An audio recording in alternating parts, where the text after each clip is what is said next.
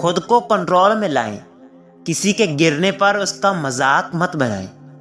یہ انسانیت اور اخلاق کے درجے سے گری ہوئی حرکت ہے کہ کوئی دوسرا درد میں ہو اور ہم ہنسنا شروع کر دیں۔ اچھی صحبت کو معمولی نہ سمجھیں، صحبت کے رنگ تربیت کو نکھار دیتے ہیں۔ اگر معاشرہ جنگل بن جائے تو اس کا مطلب ہرگز یہ نہیں کہ آپ بھی جانور بن جائیں۔